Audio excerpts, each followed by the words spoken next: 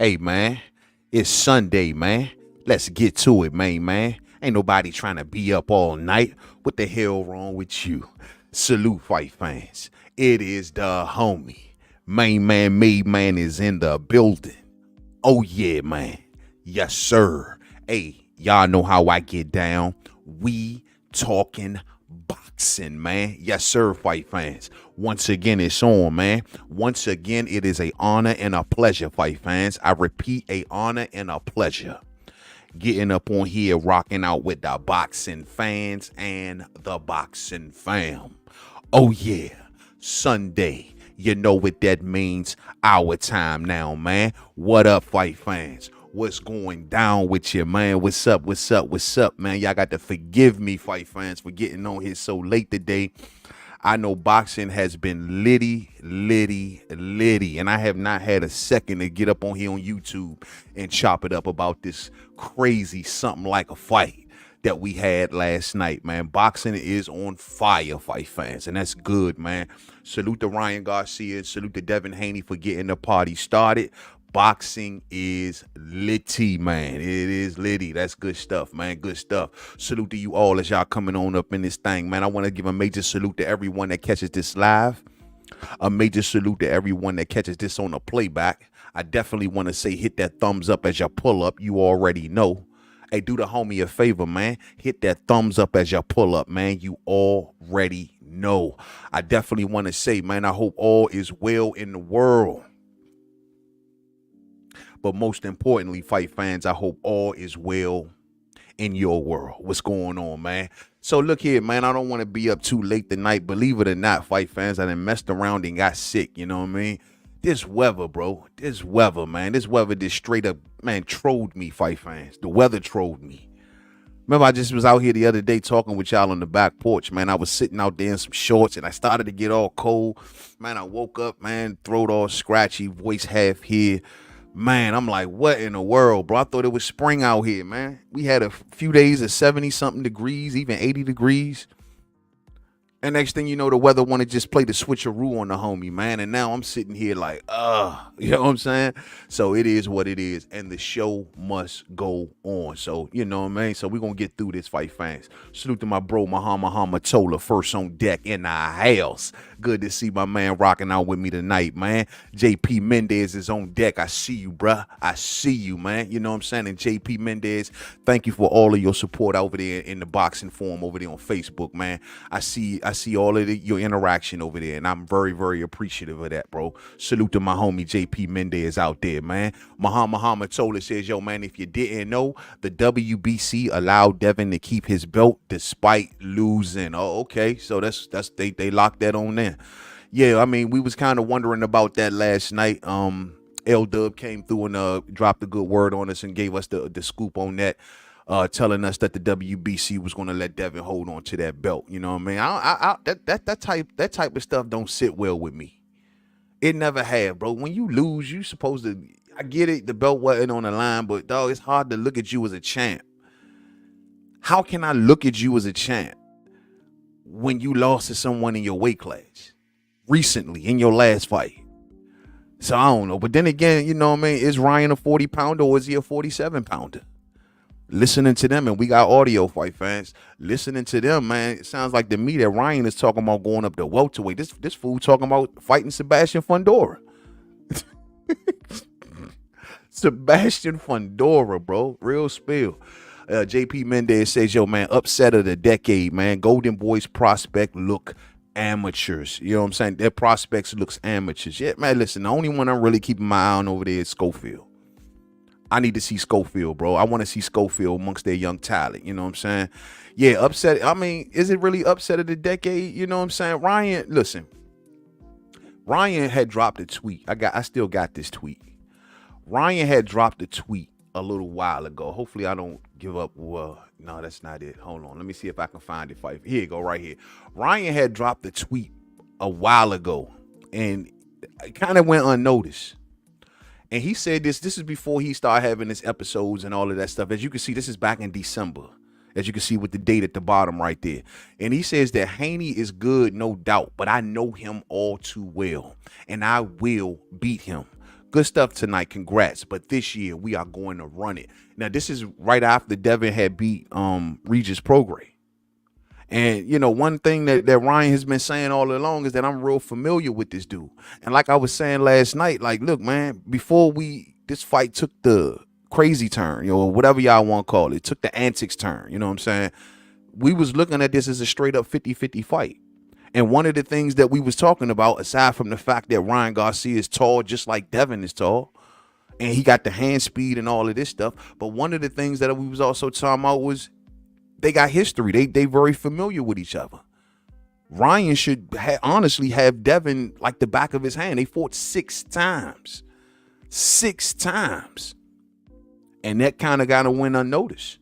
Ryan tried to tell us, I know him very, very, very well. And this is Ryan's biggest rival.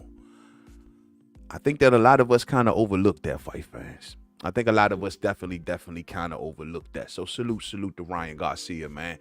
Looked like he was just on it, man. You know what? I want to see if I got this. Here it is right here. Now, I was reading this tweet from Teddy Atlas. Y'all know Teddy Atlas, the boxing mind, boxing coach, boxing commentator, whatever you want to call him. Teddy Atlas was talking about Ryan Garcia's behavior leading up into this because, like we was talking, look, Ryan can go either be seen as a genius, as some people are calling him. He's a genius. He's a genius. He's a genius. Y'all see Oscar De La Hoya in the post-fight presser. He just, you know, just fawning all over Ryan Garcia. I mean, he all of a sudden fangirling all over Ryan Garcia, ain't he, fight fans? So, you know, people are calling Ryan some sort of genius now, and it's making sense to them that Ryan's antics he's now a bigger star. Like I said last night, I thought he went what I like to call all or nothing, where he put his reputation on the line, where he put his legacy on the line, where he put everything on the line. Because if he would have lost last night, fight fans, it would have got dark for Ryan Garcia. So he went what I like to call all or nothing, and he hit big. So today he's a genius. Great. That's cool. Now I'm reading right here what Teddy Atlas is talking about. He's saying, look, no, I don't think that it was all an act. But I do think in a way that Ryan needed the craziness to get in the ring. And once there, he was bigger, faster, and stronger. Crazy thing is, in Crazy Night, is Garcia's only fought in certain rounds and spots. And that actually served him. It made Haney get false sense of security and caught by surprise at times. That is facts.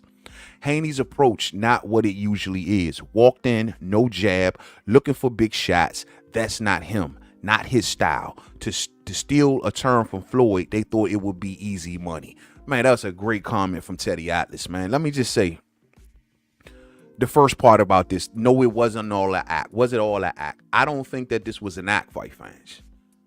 I don't think that this... I mean, I'll take that back. I take that back. When I say it wasn't an act, meaning like all of the crazy stuff that he was saying, of course, I don't think that he's into that stuff or whatnot. But I think what we saw was a symptom, truthfully, of just pressure. And I'm sticking with that. Ryan Garcia was under tremendous pressure. This is what you're seeing in front of you. Ryan was going through the motions of having to deal with pressure. And when he got to a point, I think when he figured out that there's nowhere left to go, they're not going to let me out of this fight. I'm going to have to fight this fight. I'm going to have to take this moment. He just threw I don't GAF, IDGAF. He just didn't care. Sometimes when you push a person so far, they're going to break. And what I think that Ryan just hit a breaking point and he threw it all out of the, you know what, screw it, I gotta face it. He was nervous. He may had to drink to get himself there. He may even had to do some crazy things at night, you know, whatever, to get there. Lash out, demand attention to get there. But those were all the symptoms of getting that and when he got in that ring, he was face to face with the biggest thing that was putting him through all that he's been going through. Like that pressure was seeing him face to face and he took it head on. That's what I respect. See, sometimes pressure can bust pipes, fight fans. This is why we always say that boxing is a great analogy for life, because you got to face your fears in life. And sometimes you got to face your fears in that ring. And now Ryan walks away right now knowing this is who I should be. This is how I should deal with the pressure. Block it out. Be me. Do me. It worked for Ryan. It worked for him. We're going to listen to some of his audio. He's even he says he was going through a lot in the background as far as his divorce and so on and so forth, dealing with the pressures of this fight as well. And he reached a point where he just said, you know what? I don't give a no more. I'm just going to just do whatever. I'm just going to go hard and just do whatever. Just face it. He had no choice. And guess what? He learned about himself. Just like all of you young folks out there. He learned about himself. He learned that if I just really believe in me, if I really believe in me and put the crap to the side, I can get through this.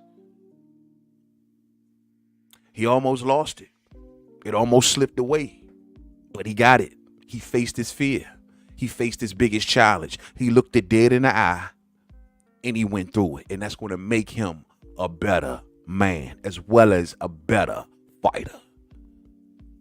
So now don't think that what he did was just, it was so right, because normally you don't approach a fight like the way he approached this fight. I see they jumping on Paulie Malignaggi. I see they jumping on Timothy Bradley. I see they jumping on AC Slater. You know what I'm saying? And they're jumping on them or whatnot. But at the end of the day, no one with a boxing brain would have picked Ryan Garcia to win that fight. And with Ryan's preparation for this fight was all wrong. It went right for him. Thank goodness. But to no young fighter, don't never approach a fight like this. Because in most cases, it doesn't go this way. But Ryan faced his fear. He faced the pressure. And he overcame it. And that should be respected. So at this present moment, because I stand corrected, I counted Ryan out of this fight. I have a newfound respect for Ryan Garcia. Now, do I like the fact that he still didn't make weight? And did he come in with a 3-pound advantage or something to that effect? Sure. But still, the fact is, I still have a newfound respect. I have a respect for anybody that faced their fears or faced the pressures of the world and overcome it. And it's going to make Ryan a better person. I'm telling y'all, man. So congratulations to Ryan Garcia. So I'm with Teddy Atlas, bro. I mean, this wasn't an act per se as dealing with that pressure. He was dealing with that pressure. Y'all seen him back away from Devin Haney the first time around. The pressure was high. Very high. And Ryan also, because he alluded to this at the press conference, he found out after all of this was over, he said that the number one lesson that he took away was deep down, really no one cares about him. That's exactly what Ryan said, with Oscar and Bernard sitting right there. He says that deep down, he don't feel like no one cared about him because they still pushed him to this fight. And if he would have lost, they would have cashed him in. He knew it. He knew it. Those are the pressures that he was dealing with. He knew it. You know what I mean? He knew it. Salute to my homie Trap House that's up in here. Trap House, what's going on, man? What's up with you, man? She said, what's up, homie? And what's up to the chat? What's up to the fam, Trap House, man? Salute to my homie Last of a Dying Breed. It's on deck. I see you, man. Salute, salute. He say, salute, bruh. Dev is chinny with no pop. What's next? What's next is going to be Sander Martin. If he's going to keep that WBC belt, as we all talking about, more than likely the chances are high that we're talking about Sander Martin in his next fight. Let's pull up the boxing rankings, fight fans. Stand by one. Let's pull up these boxing rankings real quick. Who should we use today? God dang, I mean, who got the updated rankings, man? I guess we got to we'll stick around with boxing scene for a little further. So let's go on down here to 140 and just take a quick snapshot of the picture that's going on at 140 so everybody can be in the know. And I know some of y'all won some bread last night too, bro. I know y'all won good, man. God damn. If y'all bet on Ryan last night, congratulations, man. Y'all made out like fat cats last night. You know what I'm saying? So let's put this on the screen, shall we, fight fans? Let's put this on the screen. All right. So with the picture that we looking at right now, clearly Devin Haney right here, he still holds on to the WBC belt. So, that's, like I said, that's to me a little janky, but I guess since it wasn't sanctioned, And yeah, this is a common thing. This is nothing that's uncommon. I guess it is what it is. But Devin Haney will go on and still remain to be the WBC champion. And we know first in line right here is Sandor Martin. Once again, Sandor Martin in the number one position. And he took step aside money for, I believe, this situation, to allow this situation to go on. And so more than likely, Sandor Martin is probably tugging on Bob Arum's coattails like, hey, Bob, I want my shot, bro. I want my shot. I want my shot. So we got Sandor Martin in the number one position as the WBC mandatory. More than likely, that's where Devin Haney is going to be going. Reason being, truth be told, I don't think it's a bad idea. It's not a bad idea. Reason I say this is because, look, Devin has been in there with Lomachenko. He got in there with Regis Prograis. He got in there with now Ryan Garcia. These were all top-level fights. If you want to say Kambosos, be my guest, whatever, cuz. But these were top-level fights. Devin can use a break. I guess somewhat of a break. Should I say a break from big punches? Because Sandor Martin's still going to test your brain. He's still going to test your brain. But Sandor's not a big puncher. He's a mover. He's a boxer. It's going to be a boring fight fans. Devin Haney and Sandor Martin styles make for a snooze fest. Truth be told. But however, maybe Devin needs a snooze fest. Will it be good for him, his public, persona? But listen, the whole him and Tank debate right now should be on pause. It should be on pause. Tank ain't gonna fight him. We are even further away from that fight now. He's lost to Ryan Garcia. So that should even be talked about right now. Worrying about what Devin Haney's numbers are looking like and what many pay-per-views that he's selling, or worrying about how many, tickets he sell. That shit ain't even worth the discussion no more. That's cool for a Tank discussion. But for a Devin on his own and trying to figure out his way and rebuild that's who cares about that part? And he needs to be going towards Sandor Martin. Retain your WBC title. Retain your WBC title. And that's more than likely where he's going. Eddie Hearn told us before the fight that Devin Haney instructed him to make that Sandor Martin fight. So more than likely that's where he's going to go. Now, as for Ryan Garcia fight fan, now keep in mind, I really want this Sandor Martin fight for a whole nother reason. Because once Sandor gets the hell out of the way, we got one name left. It's going to come down. This may be, well, then again, they probably do the Subriel Mateus thing. He can always do that too. Now, if Devin wanted to keep fighting on a high level, no reason why him and Subriel Mateus can't do a unification. None whatsoever. Nothing stops it. Nothing blocks it. It's all on Eddie. Now, the question is amongst the Devin Haney fans, after him getting beat down that way last night, are y'all cool to see him jump right back in there with Subriel Mateus? Eddie Hearn just locked up Subriel Mateus. He's over there on the zone. I know he's calling out Teofimo Lopez, but that fight is political divide. Why would you run to the zone and then call out Teofimo Lopez? When you left PBC, if you wanted Teofimo Lopez, so-called boogeyman, then why the hell did you call Bob? Why didn't he call Bob? That's why I be saying about these fighters, bro. I'm so sick of this safe space talk. You know what I'm saying? Matias want to run over there. He don't want to mention nothing about Shakur or nothing. You don't want to go see Bob, but you went over there to see Eddie. So since you went over there to see Eddie, the name you need to be calling is Devin Haney.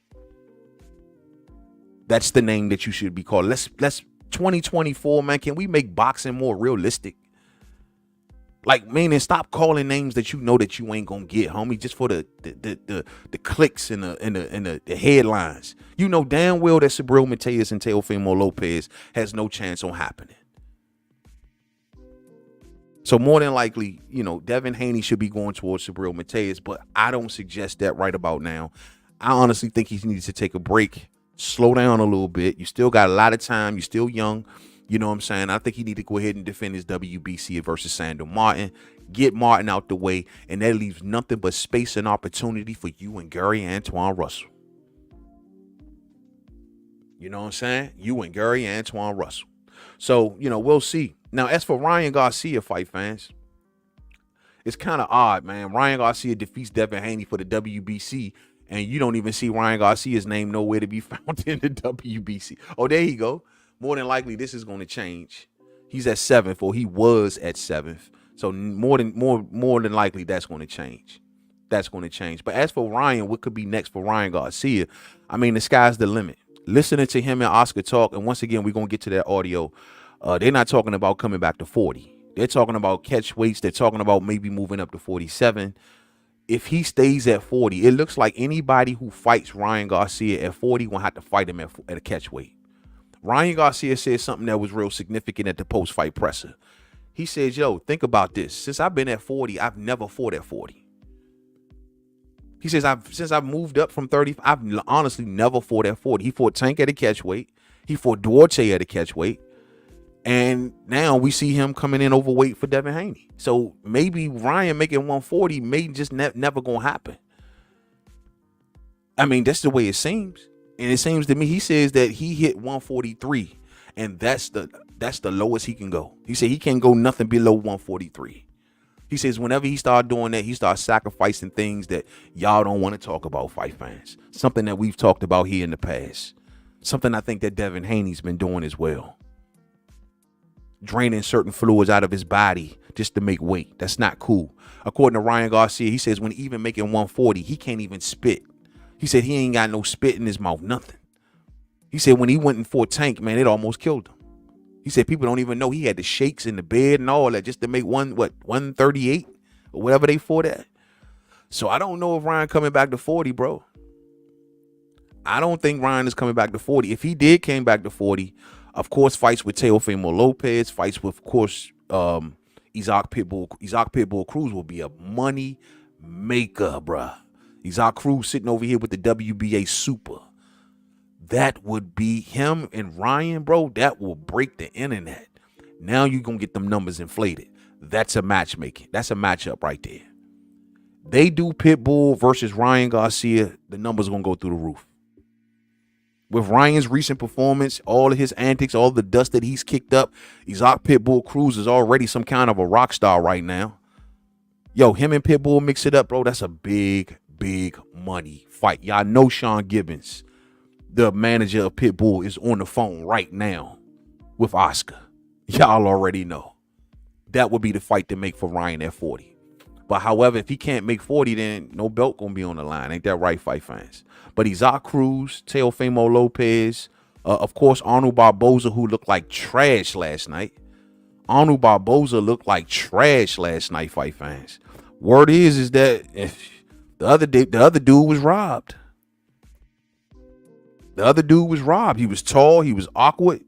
Barboza started to come on late, but I gotta honestly say, I thought I saw Barboza lose that fight last night, fight fans. I thought I saw him lose. What say y'all? What say y'all? Everybody hit that thumbs up as you're coming on through, man. Hit that thumbs up. Muhammad Hamatola says, yo, man, Devin's IQ was taking a day off. Bill never made any adjustments. They need a new trainer.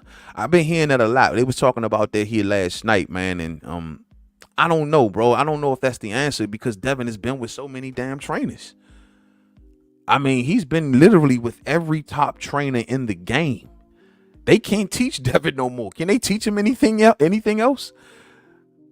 Devin's issue is, dog, I don't think Devin's issue has nothing to do with his skills, has nothing to do with his style, any of that. Devin's issue is purely weight. His weight is out of flux. He can't stop no one. He can't hurt people like that. He hurt Ryan. He got Ryan's attention, but he can't stop nobody.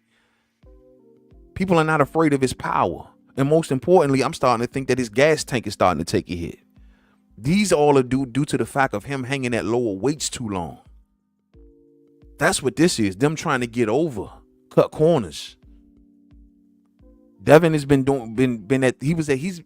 look how big did he not only look for this fight, but just big in general between fights. How the hell was he making 135? A lot of his physicality gets sacrificed because of him wanting to make those lower weights, bro. So I don't know if a trainer gonna be able to replace that. You know what I'm saying? I just think that Devin just need to go to the right weight class. It's as simple as that. Maybe he should go to 147 like Ryan. So at least Ryan, he coming clean. I respect that, bro. At least he coming clean and saying, look, I can't make 40. I can't make 35. I'm not even gonna fake it no more. Why fake it? I can respect that. He like, why fake it? Why? So I can power over some little dude and y'all can think I'm so good? Ryan has reached a breaking point, dog. I'm telling y'all, he's reached a breaking point where he's like he ain't stunting and fronting for people no more, man. And I respect that, bro. I respect that. Andrew says, yo, man, I thought that Ryan had lost his mind until the last face-off. He made Devin hesitate for a second before he stepped up. Bro, he had a look in his face. I don't know if I still got that picture. I think I might have took it down. Damn. Bro, he had a look in his face when they was face to face and he had his hands up like that. And they switched the camera angle and they showed Ryan front face. Bro, he had a look on his face that looked like he was staring at Devin's soul, bro. He was hopped up, bro. That pressure, it took him to another place. It broke him. It's almost like I told y'all before, bro. If you ever played this video game, it's a Batman jump, man. And it's called The Enemy Within. For those who gamers out there, it's a Batman game, and I love this game. It's called The Enemy Within. And you play as Batman, right? Or should I say as Bruce Wayne? And the object of the entire game is to keep the Joker from turning into the Joker. So you got to be nice to him. You got to, make sure everything is cool. Make sure he don't get too mad. You got to that's what the purpose of the game is. But eventually something happens in the game and he snaps. And when he snaps, everyone in the cast, every person in the game gets scared. Because when he was the regular person, people could control him, they can tame him, they can tell him what to do, they can tell him this, but everyone did not want him to snap, because when he snapped, he would become the actual Joker and no one would be able to stop him. That's the name, that's the meaning. If you've never played that game, it's a good movie to watch. Just watch the cutscenes from it here on YouTube, and I guarantee y'all will see what I'm talking about. But that's what it reminds me of. And Ryan, to me, through all of the lies, and people calling him a liar, lying Ryan. He was supposed to fight Pacquiao. He was supposed to fight this guy. He's going to fight that guy. He took a lot of slings and arrows from that. All of the public back and forth between him and Oscar. He took a lot of slings and arrows for that. The Tank situation where he felt as though he was put at a disadvantage, but yet the fans are just ragging on him day and night. He took a lot of slings and arrows for that. And then he gets duped by Floyd Mayweather, his hero and idol, and it's nothing worse than having someone that you look up to, fight fans. Your hero play you like that.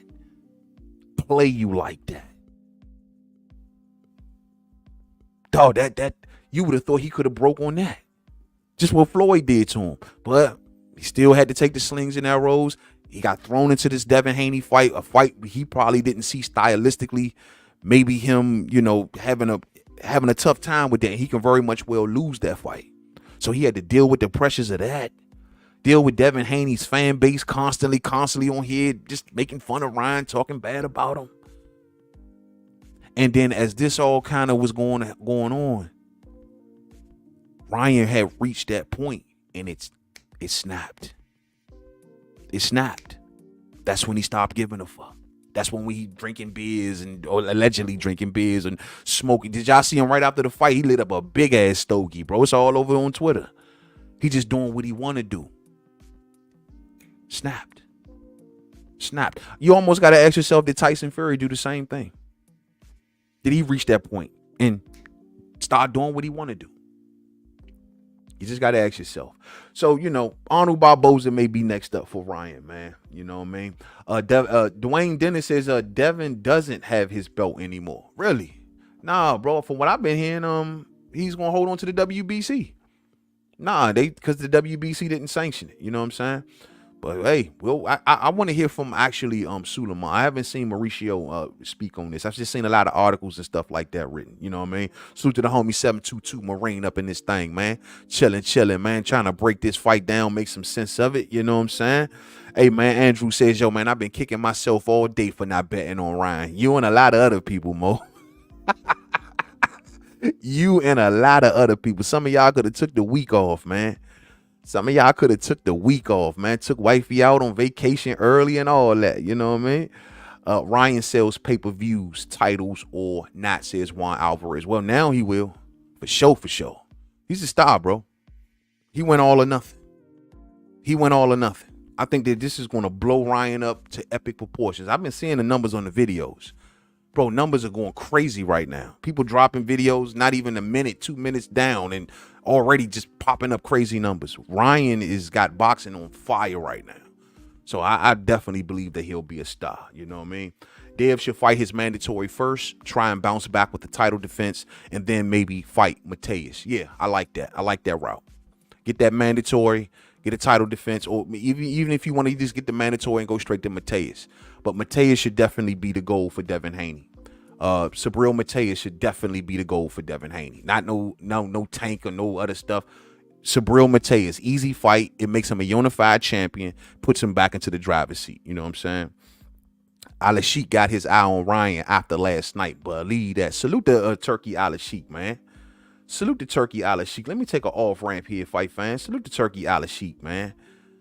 You know what I'm saying? I want to take a quick off ramp here, man. We all heard the news that came out earlier this week, man. We was a little confused on it, fight fans, with this whole Turkey Al-Sheik and Terence Crawford stuff, man. And I want to say, man, this is a good thing. Like we had originally said, man, this is a good hookup, man. Good link up. Real spill. And it looks as if that Terence Crawford will be going towards the fight with Israel Madrimov on August the 3rd, fight fans, in Los Angeles. This is going to be something. Terence Crawford going up to a 4th class to get this belt. There was some confusion about the belt of Madrimov because we had Charlo, who wrote this letter that came out this week, wrote a letter to the WBA stating that he would like to be reinstated as the WBA super champion. So he's saying that he's down to allow, as if he allow, right? He's going to allow Crawford and Madrimov to go off and fight as long as the WBA reinstates him to the super champion. Now, if I'm the WBA, I tell Charlo to go jump in the lake. What is he going to do? What are he going to do? They can say, Charlo, no, we ain't doing nothing. You can go, when you come back as the #1 contender. They can do that. What is Charlo going to do about that? Because the reason is, I say this, fight fans, is I did me a little research. And because, like I said, I went to the WBA's website, and they had Madrimov listed as their single and only champion. So now it doesn't make sense for them to come out and say, oh, no, Charlo is still the super champion. Now, I went to a little reporting on this. Let me read this straight from the WBA's website, fight fans. This was after, this was right before Israel Madrimov and Korbanov last fight. So this is what the WBA said pertaining to the belt. Israel Madrimov and Magomed Korbanov will contest the WBA super welterweight world title on Friday at the Kingdom in Saudi Arabia. Madrimov is ranked #1 at 154, while Korbanov is #2, and they will fight for the vacant belt once Jermell Charlo was placed as champion in recess by the championship committee. So when they fought for said vacant title, according to the WBA, they were fighting for the one that Jermell Charlo vacated. Whatever you want to call it, the super, the regular, whatever, it's the one that Charlo had, according to the WBA, which means that that's the only belt, which means that if Bud beats Israel Madrimov, he's considered the WBA champion, super champion, only champion. So let's get this crystal clear, fight fans. Crystal clear. Ain't no Bud Crawford going for no regulars. So if I'm looking at Charlo, I'm like, listen. From the WBA, I'm like, do I want the sanctioning fees for the cats in Saudi Arabia who going to be keeping their fighters busy and constantly fighting? Or do we want to mess around with Charlo, who may or may not come back when he says he's going to come back and only going to fight once, maybe a year? Well, which one you think that they going to decide? Riddle me that, fight fans. So let this be crystal clear and say this at every corner of the boxing globe. Let's decree it, fight fans. When Terence Crawford goes and face Madrimov, he's going to be the champion.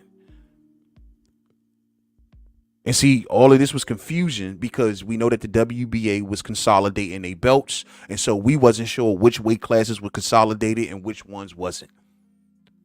Gervonta Davis, I would think that in his weight class, he's the only WBA champion. So he should be considered the champion. So let's make this clear. So Charlo, man, listen, you do whatever you want to do. You know what I'm saying? Now, I do want to see the Saudis link it up, though, to the point where Charlo got next. I do want to see that. If Charlo can be in, if there's a route to Charlo, cool. But it's gonna be on Bud terms because he's gonna be the champ. You know what I'm saying? Simple as that. So let's make it happen, man. Let's make it happen. Muhammad told us, yo, Charlo after the bag that Terence of Arabia can give him. It's big facts. Yeah, big facts. I'm just happy he back. I'm happy he back in time.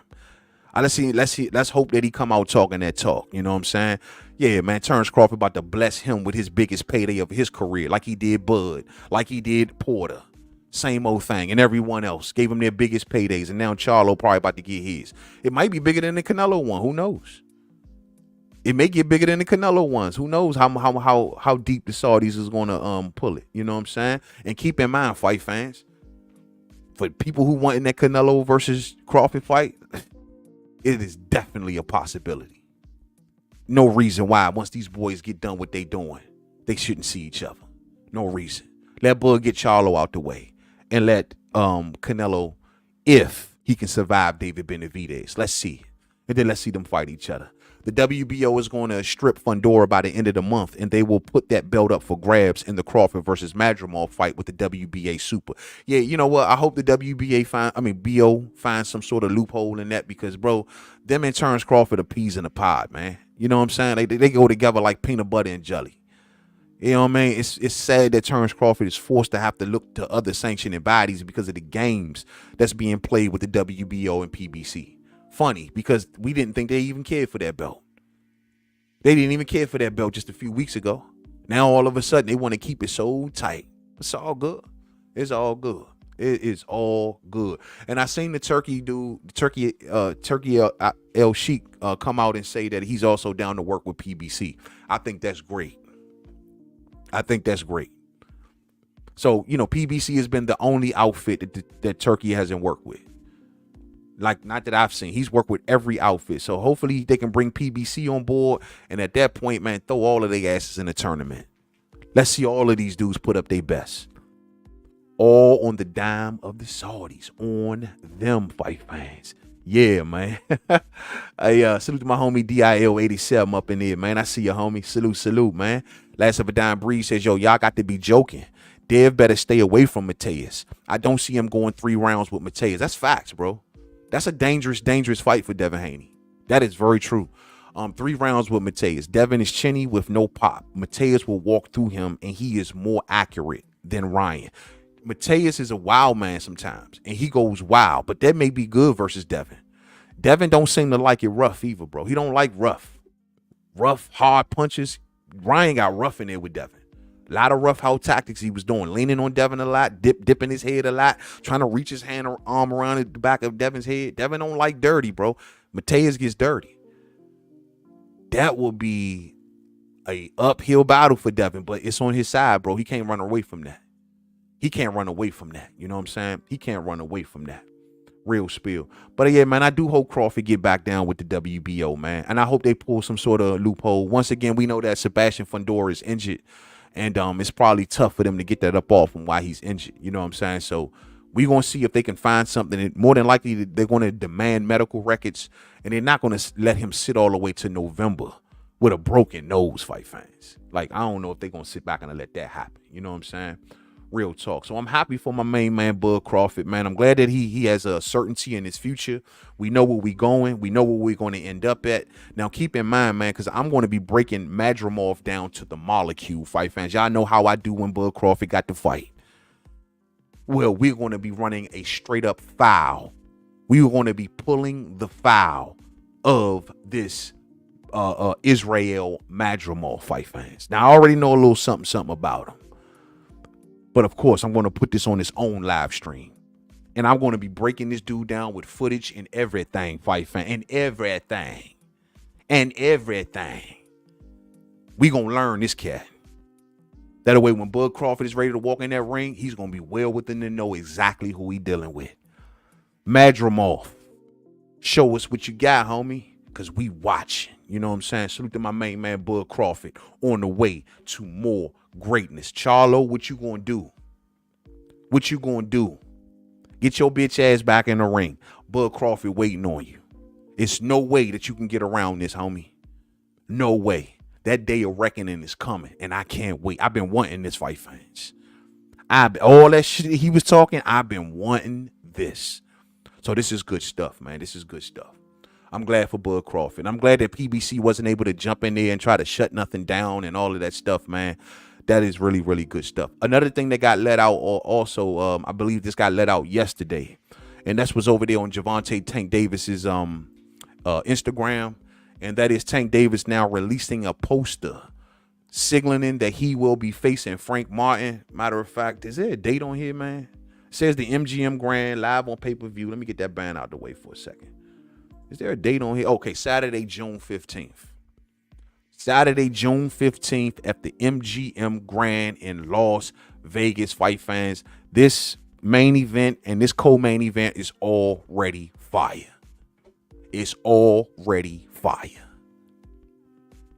This is great, man. So I'm glad that we are officially locked in for Gervonta Davis. I know he tried to steal a little shine from the Devin Haney situation last night, man, but nobody wasn't tripping off of that, man. You know what I'm saying? Tank was a little petty for that, but y'all know how they doing this boxing shit, man.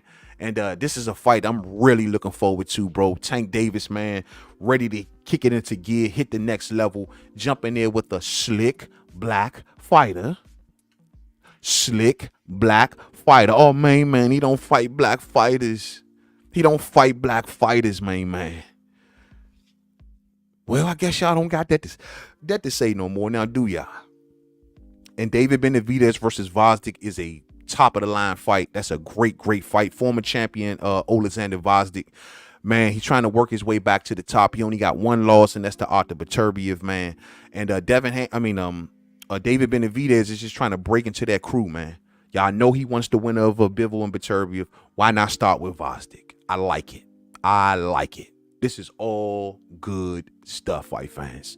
Saturday, June the 15th, I will be doing breakdowns of both of these fights. We will be putting footage up on the screen, X's and O's, strengths, weaknesses, the whole 9 yards, man. I'm definitely leaning towards my main man, Gervonta Davis, to get past Frank Martin. And y'all already know I'm rocking out with my main man, David. You know what I'm saying? To get through Gvozdyk. But still 2 really good fights. This is a good card PBC is putting on, and I'm really looking forward to this one right here. So it's going down. Salute. Hey, man, major salute to my homie Rick the Ruler coming on through, man, in that super chat, man. He say, look here, bro, I won $300 on Ryan. I learned with the Loma fight that Devin has no defense. He gets hit too much. Salute. Hashtag stay the hell away from Tank. That ain't nothing but big facts. Now that ain't nothing but big facts. Keep Devin as far away from Tank as possible, fight fans. I don't even want to see that now. I don't even want to see what that looks like. Lord have mercy. Whew, just the thought of it, man. Just the thought of it, bro.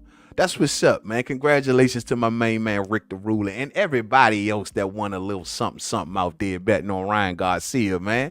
That's what's up, bro. Hey, Rick, real spill. All you had to drop was like $5 to get 300. Real spill, bro. Man, I'm mad I missed that train, bro. I'm in my feelings over that, man. Salute to my homie Rick the Ruler, man. But keep this man as far away from Gervonta Davis as possible. Him and Shakur can get down. Him and Shakur makes sense. But keep this man away from Tank, please. Salute to my homie DIL87, man, out there in that super chat, man. Salute, family. He says, yo, remember when Bill said that Terence can get it too if Devin pulls up to 147? LOL. Like, bro, the hype and lies was out here by Bill. Hey, DIL87, man, you said that perfect, bro. And you know what, man? To keep it all the way 100 with you, that's one of the things that I hope that these Haneys learn. Stop lying. Stop lying. Stop welling like Magellan. Stop the welling. Stop dragging fighters through the mud. This should be a huge slice of humble pie. Stop listening to your fans to get you all riled up, to make you look goofy out here. Messed up how y'all turned against Bernard Hopkins. You know, Bernard Hopkins is looking like an old sage in all of this right now. He looking like an old boxing sage, like an old boxing wizard. They try to clown Bernard Hopkins because he want to listen to his fans. Man, come on, dog. Like, stop it. Humble yourselves. Y'all are religious. I would think that y'all would be a lot more humble than what I've been perceiving y'all, bro. Y'all be dragging these fighters through the mud. Y'all trying to play the crabs in the barrel game. Bring people down to lift yourself up. Man, cut it out, bro. Ryan should have gave y'all a humble pie. He gave y'all a humble cake. Take that shit. I do hope them Haneys do had that humble pie, bro. Real spill. They needed. They were moving too fast out. They were moving 100 miles an hour, bro. Just jumping on everybody, downing everybody, paying their little platforms to talk bad about these fighters. Man, it was terrible. A smear campaign. What they did to the Russells was a smear campaign. And that shit then came around and bit them in the ass. So you right about that, DIL 87. All of that was put out there by Bill. Real spill. You know what I'm saying? So I hope they at least got some humble pie. See, they want everybody to feel sorry for them. Oh, don't talk bad about the brother. Feel bad about the brother. Well, man, you know how many fighters and people that they've dragged through the mud? Bro, how about, hold up. How about the fact that you got the audacity to even go against Floyd the way you did? Hey, listen, man. There's a time and place for everything. There's a season for everything. Sometimes you even got to be the bigger man. Floyd did a hell of a lot of stuff for this kid, man. He opened his gym to him. He opened the doors to him when no one else did. Taught him the game. Kept him around the game. Kept you around the game, Bill. And what do y'all do? What do y'all do? It's one thing to say, hey, we don't want to sign with Floyd. It's another thing to say, hey, we don't want to fight with PBC. But do you really got to run around here talking trash about Floyd? Bro, how do you think Floyd feeling right now? Bro, y'all listen, do I still got this? Y'all had gassed Devin Haney up so bad that he was out here talking bad about Floyd on Twitter. Just gassed him up. No, this ain't it. Let me see if I still got it. I know I still got it. Nah, that ain't it. Damn. No, we still. Here it is, right here. Here it go, right here. My thing is, that's his man. That was Shawty's hero, man. That was his hero. That was his hero. And y'all gassed this man up to start coming out here dissing Floyd to the public. He could have called Floyd, bro. He could have picked up the phone and called that man. Talked to that man behind the scenes. See what's really good. But instead, he went to the social media. He went to the Twitter just to get some laughs and hee-hees from his little weak-ass fan base. And then you turn on Floyd and wonder why Floyd started helping out Ryan and doing certain things. So, man, I thought that they went too far, man. They went too far. And that humble pie should serve them just right, fight fans. Just right. And it is what it is. Salute to La D. Sister Queen is up in here. La, what's up, family? I hope all is well with your sis. Hope all is well. Salute to La D. She says it's their fans. They lie and they pump Haney's head up. And that ain't nothing but big facts. Big facts. Like when they gassed him up, ain't no white boy that's gonna beat me. Stupid shit.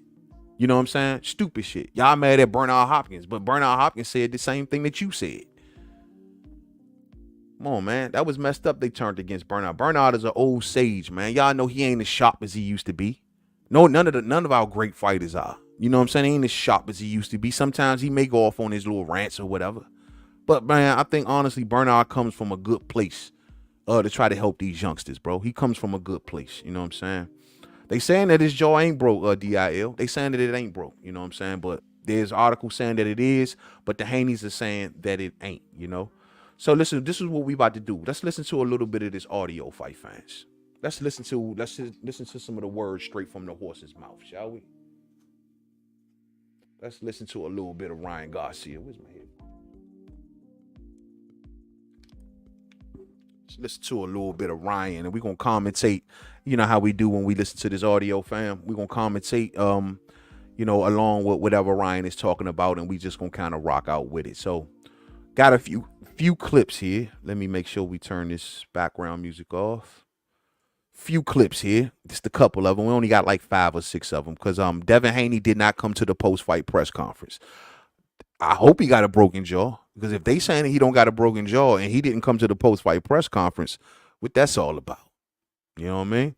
So let's listen. So let's listen to Ryan Garcia's opening statements, fight fans, of what he had to say at last night's post-fight press conference. First and foremost, I want to thank Jesus Christ, the King of Kings, Lord of Lords. All glory to Him. You know, it's pretty bad. This is why people need to stop believing everything on the internet and stop, living in a false reality. At the end of the day, there's a lot of real shit going on. The last thing you should worry about is a kid acting crazy on the internet. Real shit is going on in the world. Open your eyes. Kids being hurt, nobody caring. Everybody looking at it like, oh, he's just crazy. It's a conspiracy. It's this, it's that. At the end of the day, that shit was real.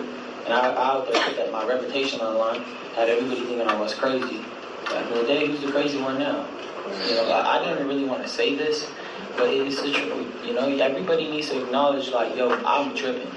Y'all was tripping, not me. You guys were tripping. I was the one that was actually with sanity, because I'm like, yo, they're hurting little kids. Let's help them.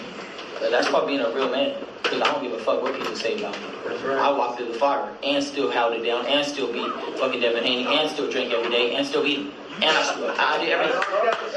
What the fuck? Hey, what happened? False reality, right? Drank every single night, went out on the first Monday and a Tuesday and drank. And what happened? I won.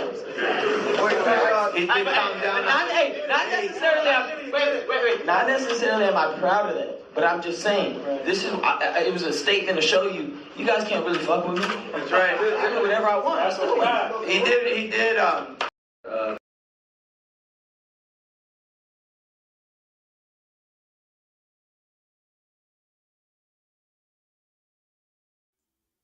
Damn, I was just talking. I was saying, look, I know a lot of y'all may not like it, but the kid won.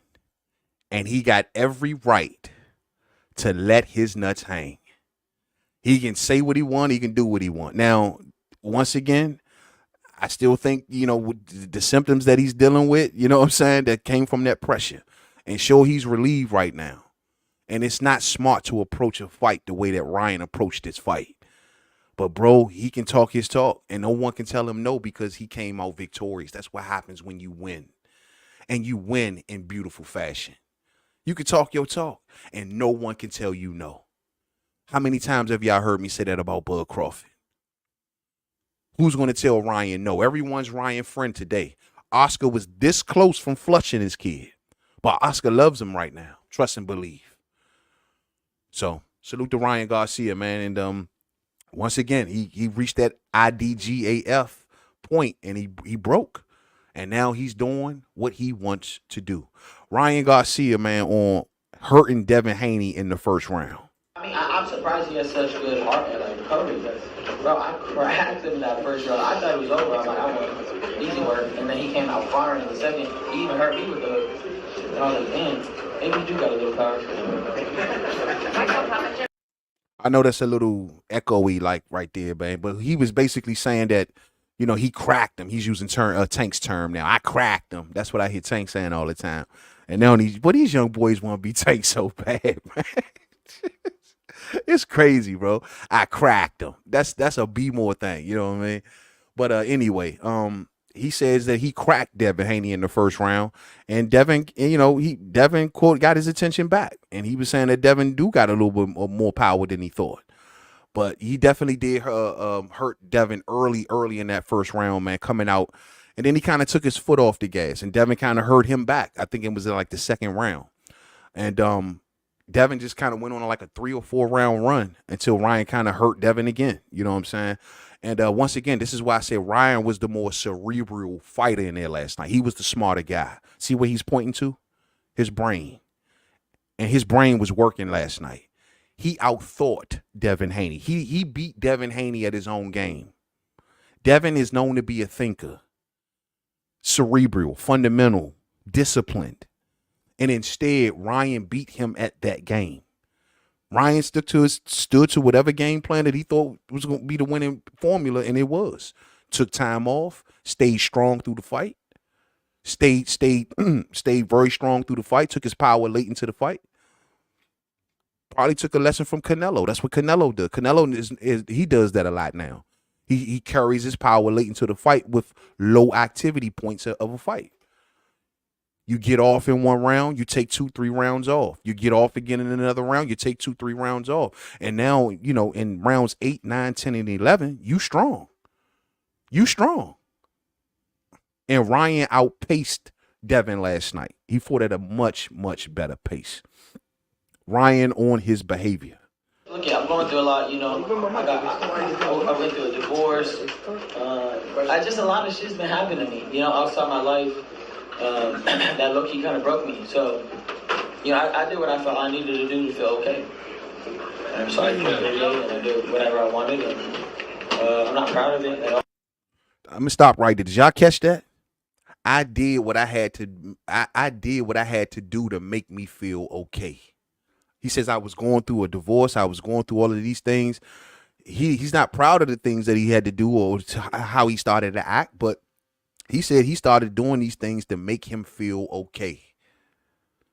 Damn. I just pray, pray for my kids, and hopefully they're okay. Henry, Bella, Riley. I hope I made them proud. Don't necessarily live on me like an example. Live at Jesus Christ, because I'm far from perfect. Look, I'm going through a lot. I went through a divorce. Just a lot of shit's been happening to me. Outside my life. That low-key kind of broke me. So, I did what I felt I needed to do to feel okay. So, the thing is, you think about it like this. Remember Teofimo Lopez? When Teo fought Kambosos, and everybody knew Devin was hanging it out here. He was running around, sneaking around with Kambosos. Oh, Teofimo Lopez. Teo was having problems with his wife. Teo was having problems with his wife, telling Kambosos all of these little things. That's why Teo was all messed up behind the scenes, because of all of the problems he was dealing with. See, that's a lot of stuff that don't make the spotlight, fight fans, that fighters got to deal with. Ryan had to carry all that baggage along with the pressure of this fight. That wasn't easy. That wasn't easy. And that's why I said at the top of this live stream, man, I got to give this kid a lot of respect. A lot of credit, because to overcome that level of pressure and to still stare that pressure in the face and to be victorious, man, that's what great movies are made out of. That's what great stories are made out of. And that's something, man. He's learned a lot about himself going forward, man. Ryan Garcia on the ref taking a point. Holding me for dear life, and I found an opportunity to keep swinging while my hands were free, and I cracked him. And then he took point away when I cracked him. But he held me, and then, I should have knocked him out in that 7th round. They stole that from me. Yeah, the referee was horrible. I think everybody in the arena saw it was horrible. It should have been stopped the first time, and Devin was holding, and Ryan got a point deducted first. That was ridiculous. That was crazy. I never seen some shit like that. He was holding me, and I just whacked. I whacked him, and then he was hurt, and I was like, yes, done. And then, point taken out. Holding me for dear life. Yeah, the ref had took a point from Ryan Garcia for punching out of the clinch. That's the reason that he had a point deducted, for anybody officially wondering why. You can't punch out of a clinch, and that's what Ryan got fined for. Now, was it a little petty? Was it kind of petty, especially when Ryan was kind of having his moment? Yeah, I thought Harvey Doc could have kind of let that slide a little bit, because Ryan at that point was coming on real strong, and Devin was like in survival mode, grabbing him, holding him. You know what I'm saying? Just like he was saying, because Devin had got cracked with that left hook, and he just was on shaky legs. And listen, I noticed that a lot of folks are saying that they don't think that Devin Haney recovered from that opening round. I disagree, bro. Devin Haney definitely recovered from that opening shot. You go back and watch that fight, man. Devin in those middle rounds was doing fine. His faculties were there. It's just that when Ryan would whip that left hook back out and it would land clean again, it just would hurt him all over again. But no, he recovered from that first one, bro. And he made it all the way down, you know what I mean? But by the time he got down to that 7th round, I don't know, bro. That left hook just took a toll on him, bro. It just took a toll on him. Ryan was hurting him with one shot, man. One shot. Ryan Garcia, man, on Gervonta Tank Davis. Obviously Tank has to take care of his business with Frank Martin in June. But how do you feel? What are your thoughts on trying to make that happen? Disrespectful. You said it was disrespectful? You can talk about whatever after that, but that's disrespectful. We're going to take care of the business. We're not going to get into that. I like him. I'm going to take care of his fans at the same time. I'm aware. That's Frank Martin's trainer. I know I interviewed Derek. Hold on, before it get crazy, fight fans. Is that Derek James? Well, my fight fans. Look like the dead has arisen. Now, before this fight, Derek ain't had much to say now, did he? Derek jumped in front of that reporter like, oh, no. That's disrespectful. That's disrespectful to talk about Gervonta Davis. That's disrespectful. The hell, boy, Derek jumped up fast, man. Derek is back talking again. Salute to Derek James. Welcome back to civilization, homie. Welcome back to civilization. But let's listen to some more. Derek knows. I'm just saying is that's a fight that people are clamoring for. It's been At the end of the day, Tank, no disrespect. look, I don't think Tank's gonna beat Frank Martin, but if he did, he wouldn't fight me because I'm moving up. I'm not doing 140. I'm going 147. I can't make fucking 140. I never even technically fought at 140. I fought every time at 143. My body can't literally go lower than 143. It's impossible. How the hell was he making 135? He says that his body literally cannot go below 143. So Ryan may be in that no man's land, bro, where he's too big for 40 but too small for 47. Ooh, so what, he gonna be bringing 40-pounders up to a catch weight? You gonna be bringing 40-pounders up to a catch weight? None of his fights gonna be for titles? Not good, fight fans. Not good. Not good to be in no man's land. You know Oscar don't feel confident on pushing this kid to 47 right now. And he says he cannot go below 143. That sounds like no man's land. That sounds like no man's land.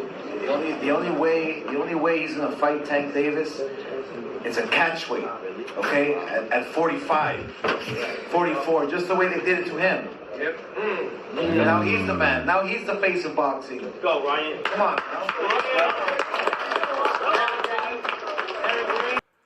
Granted, Tank did put him under her rehydration clause. Granted, but that's only because, once again, we are in a situation where you got Haney and Ryan, fighters that are too big for the weight class, trying to fight smaller guys. Tank was just the one to say, you know what, y'all not gonna run that same game on me that y'all ran on everybody else. And the reason that Tank knows about it, because he's ran that game in the past as well. Call it for what it is. And I'm a Tank fan, y'all know. But Tank knows as stupid is as stupid does, bro. I'm not gonna sit there and let y'all come in here and rehydrate up the middle. Look how big Ryan was in it last night. So for you to run around and say, oh, well, I had the shakes and, oh, everything was so bad for me to make weight for the Gervonta Davis fight. Well, you decide to stay at 35. You decide to do that.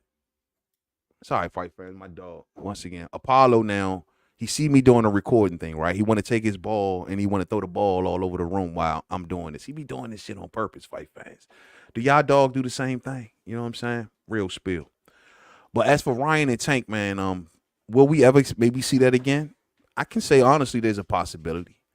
It's too much. It's a lot of money in it. So, I mean, of course, it's always a possibility. Now, Ryan Garcia can say what he want, and Oscar can say what he want. But Ryan ain't no face of boxing. Stop with this face of boxing crap. Lord have mercy. The kid won one fight, and now he's the face of boxing.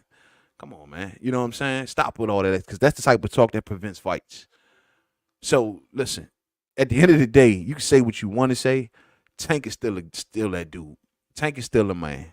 I get it, you feeling loose, you feeling frisky and all of that shit, but Tank is still a man. You talking like Tank in your press conference. You're saying, oh, I cracked him. I've never heard Ryan Garcia say I cracked him. That's Tank's words, bro. Y'all know that. Give me that ball. Push it over there under the table. So it is what it is, fight fans. Let me see what y'all talking about. Put the ball down, man. What's wrong?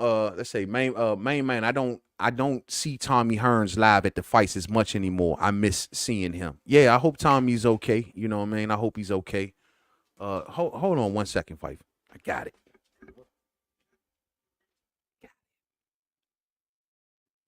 Mine's now, Holmes. It's mine's now. You know what I'm saying? Lord have mercy. Yeah, man. I hope Tommy is all good. You know what I'm saying? I hope Tommy is all good. Yeah, I like seeing, all of our legends, not just Tommy, man, just all of our legends. I want to see them all around the fight game. It's always good to see fighters like Julio Cesar Chavez come out, man. When I was a kid, man, I thought Julio Cesar Chavez was, I thought he was a superhero, man. Man, I was a huge Chavez fan when I was a kid. Huge Chavez fan. Huge. So I love to see when the greats come out in general, you know what I'm saying? So I want them to hang around the game, even if they want to come around and tell their old stories or whatever the case may be, giving them that relevancy. I think that these fighters should hang around the game all the way to their last days, you know what I'm saying? In one way or another, even if it's just giving advice to the younger fighters. Bring them around, even if it's just for complimentary decoration reasons or whatever.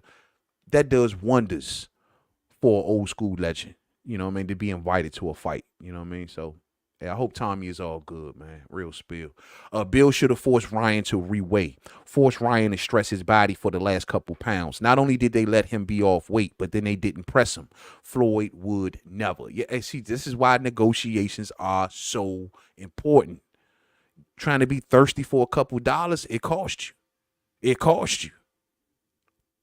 I was asking the question. I said, yo, will those 3 pounds help or hurt Ryan? I thought that it would hurt Ryan. I said my explanation of it was Ryan's fitness. His stamina is going to take a hit. But Ryan was pacing himself so good where it didn't matter. It didn't matter. Fool took off like 2-3 rounds. He took off like 2-3 rounds. As a matter of fact, I got these two fight fans. You know I got to come with the punch stats. Look at this here, man. For those who can kind of see that right there. Now, listen, when we look at these punch numbers of the fight, the biggest thing that stands out to me, first off, Devin Haney is the jabbing champion of the world, right? He's the jab. You mean to tell me that this fool only landed 42 jabs, right? Out of what he threw? He threw what, I think they say 85? 85 total jabs from Devin Haney? That's un-Haney-esque. Haney throws a lot of jabs. Definitely more than 85.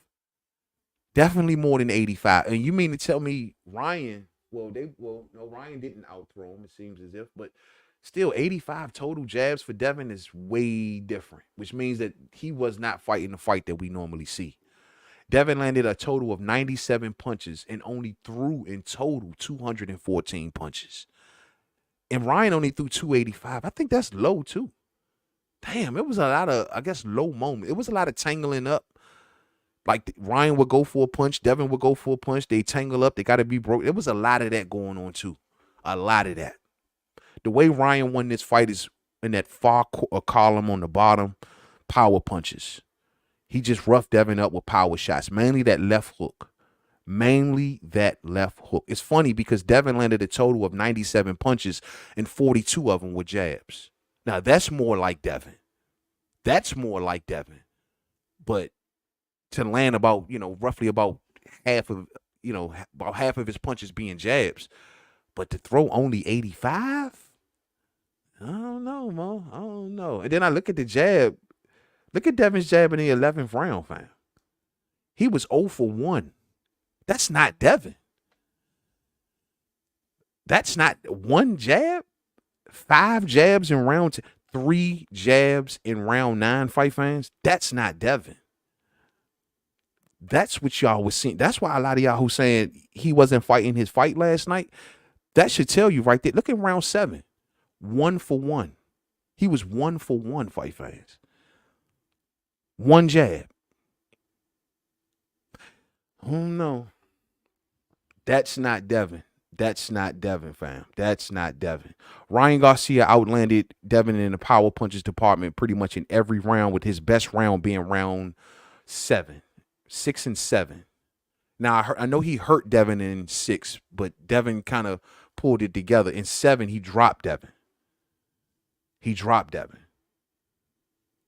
And he landed 16 total power shots on Devin. That was his best round. Ryan was clearly the bigger puncher in there. He was throwing many, many more power shots than Devin Haney. If you look at it, I mean, in every round, not only did he outland Devin in the power shots, but he outthrew him. Ryan was fighting much more rougher than Devin. Much more rougher. 42 jabs landed 87 total punches landed, and 42 of them were jabs. Funny, man. Funny. That first time Ryan whacked that shit out of Haney, I kind of knew that I was going to eat crow. Yeah, man. I was shocked, honestly, when he hurt him early. When he hurt him in that first round, I was like, what the hell? I knew we was in for something different. I said, wow. But I just didn't think that Devin, honestly, would put himself at that mid-range consistently like that. I didn't think he would do that. But that's what he did. He kept putting himself at that mid-range. And that hurt him probably more than anything. You know what I'm saying? That hurt him more than anything. Salute to my homie Napoleon Armstrong just pulling on through. I see you, man. Salute to you, champion. Salute to you. Let me get this thing turned back on real quick. Salute to you, man. Salute to you. Yeah, but I had a feeling that something was going to go left last night after that opening round. Real spill. These guys are all minimum 154-pound fighters fighting at 140. And meanwhile, guess what? Gary Antoine Russell will still take them. Doesn't matter. You know what I'm saying? Cherry Pinkett Champion has those rehydration clauses for a reason. No, the reason is because these boys are not 35-pounders. And I was the one, once again, I was sitting here like, look, I was like you, Elvis. I'm like you, bro. I'm like, hey, Tank don't need no protection. Tank done been to 140. He done fought 40-pounder. He fought Mario Barrios. Mario Barrios is at 47 right now. So what the hell? Tank is used to fighting bigger fighters. But these boys are 54-pounders, man. They just young enough to shrink down to those lower weights. You can't do that once you cross over 30. You only can do that when you're 30 and under. You know what I'm saying? Real spill.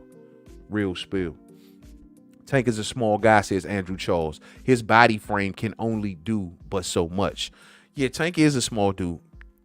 Tank is a little dude. He's a little guy, man. When I seen him in person, bro, I don't even think he comes to my waistline, bro. Barely over my waistline. And I'm 6'3", damn near 6'4". And he comes like a little, probably over my waistline, it seemed like. He a little dude. You know what I'm saying? He a little dude. Real little dude. You know what I'm saying? Real spill, man. So, but yeah, man. So all in all, man, I think that Ryan Garcia, though, you know, once again, I think he's going to be okay. I think he's now, hopefully should be in a much better place. You got to wonder, is he going to, you know, stay with this persona of his? And maybe this is his way of guarding himself. This is a guarding mechanism to keep the world out, to keep the people out. You know what I mean? He going to say what he want, do what he want type ish. You know what I'm saying? Even if most of it is, you know, fake like the beer was. But he's going to, maybe this is a mechanism to keep the pressure off him. You see how Anthony Joshua, he had to find ways to keep the pressure off him. So he had to adopt a I don't give a F attitude as well, doesn't he? Now, you talk to Anthony Joshua, I don't care. I don't care about this. I don't care about that. I don't care about this. I don't care about that. Why? Because Joshua reached a point where he realized, once again, like Ryan, that no one cares.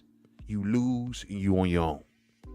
Joshua started to feel that same pressure, that same thing. And the way he checked out, he started doing what he wanted to do. Instead of running around saying, I'm Nicky Bonds, I'm Nicky Farms, he started to be AJ. And in Ryan's case, instead of being everyone's little meal, instead of being so gullible for everybody around the sport, start being your own man. Start doing what you want to do. If that's going to keep the pressure off you, so be it. But your preparation, bro, boxing fans, true boxing fans, ain't going to let you operate at catch weights but so much before people start calling you out for that. So where Ryan ends, whether it be no man's land, can't go to 47, fight fans. Boots Ennis will wear that ass out and everyone knows it. If you can't go to 47 and you can't make 40, how much patience is boxing fans going to have with Ryan to fight at these catch weights?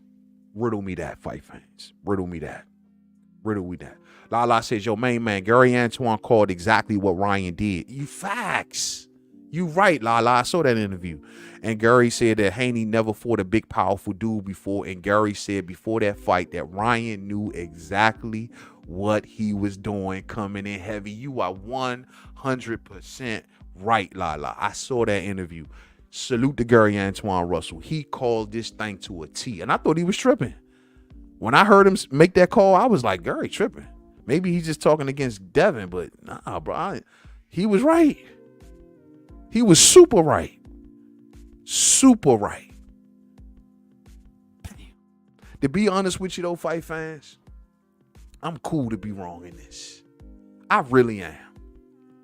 I think I'm really cool. I'd rather be wrong than to be right in this case. Ryan losing his mind. Ryan, falling because of the pressure. His stock plummeting.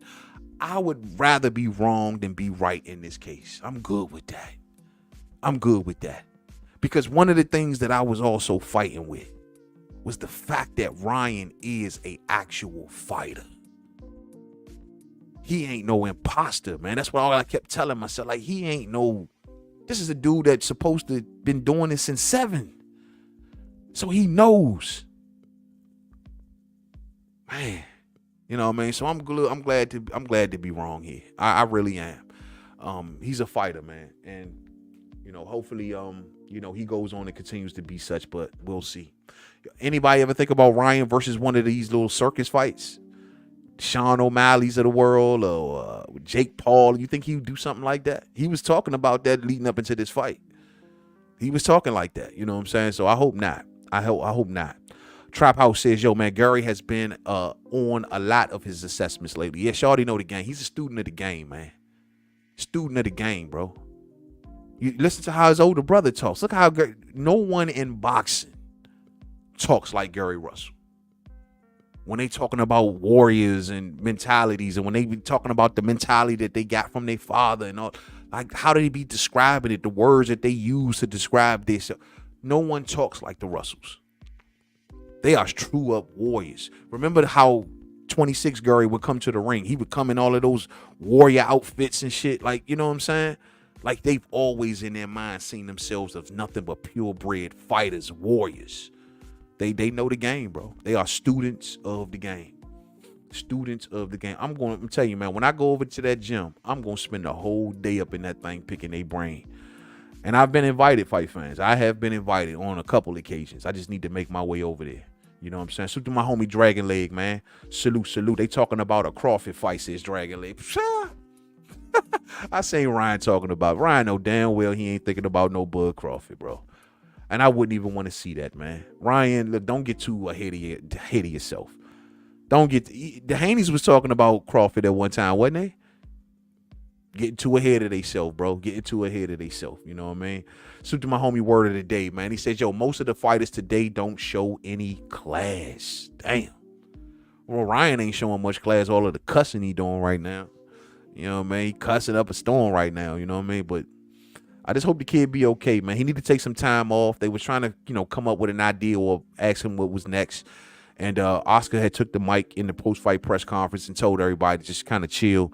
He's going to go take a vacation, kind of get his mind together. Y'all know the regular answer. He's going to take some time off, so on and so forth. So, but I do think that Ryan needs the time off. He definitely does. He needs some time off. Devin needs some time off.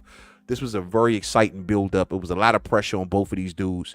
And, I think they honestly, the best thing for both of these dudes is to go get some rest, get away from the cameras for a while, spend some time with your families, and come on back, refocused and retool. You know what I'm saying? That's most importantly, fight fans. That's most importantly.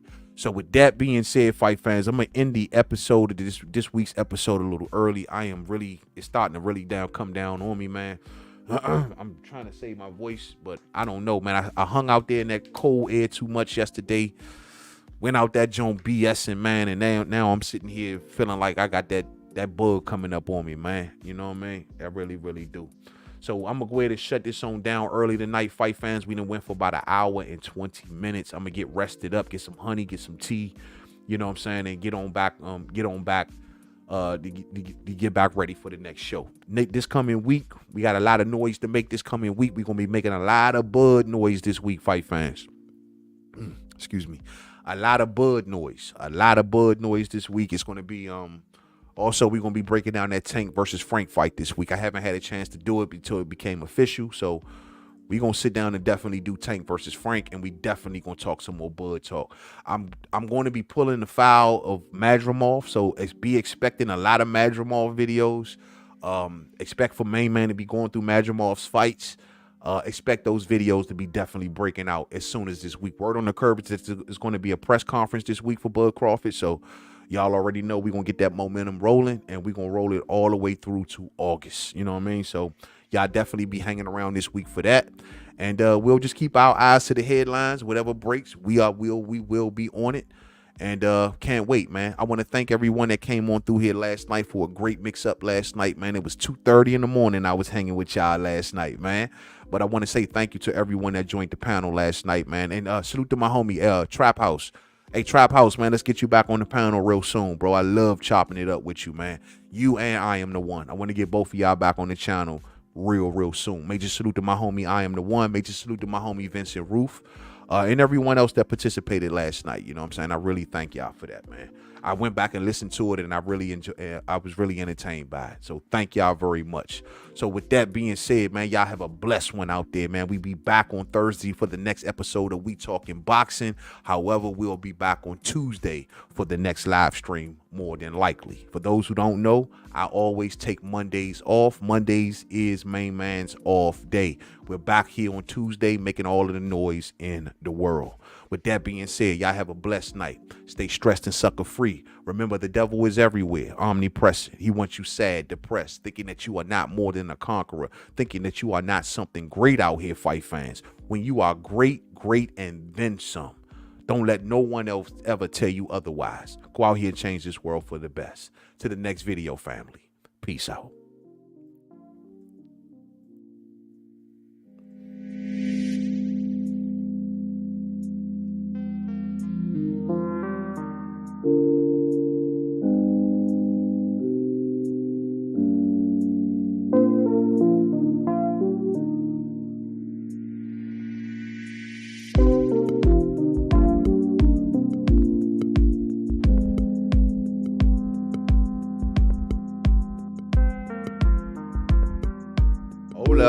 Hold up. Lala, you talking my language.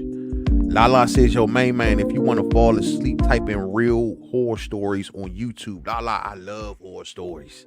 Real spill. And let me throw one right back at you, Lala.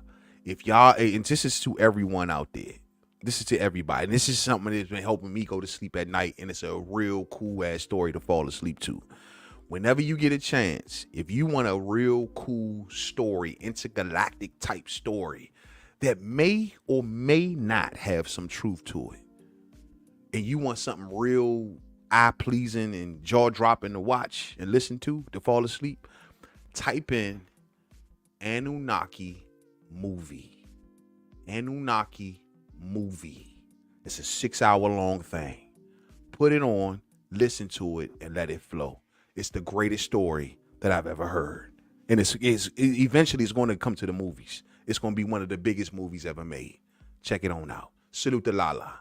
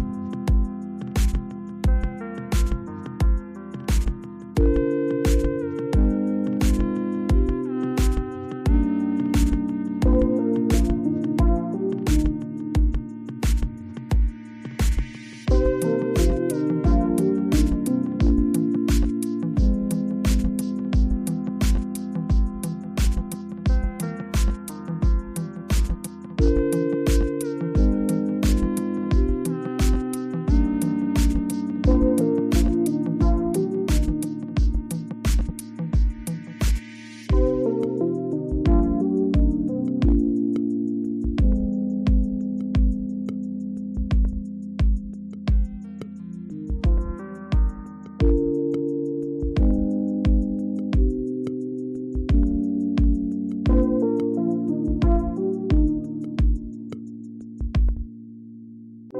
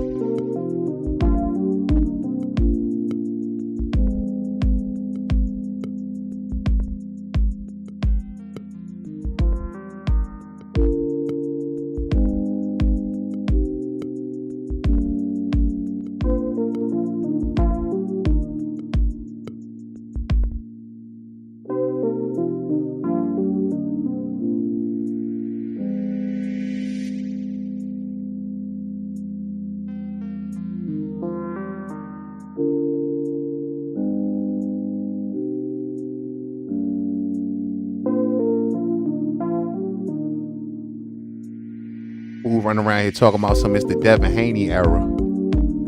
I guess Devin Haney's era lasted for like 2 weeks.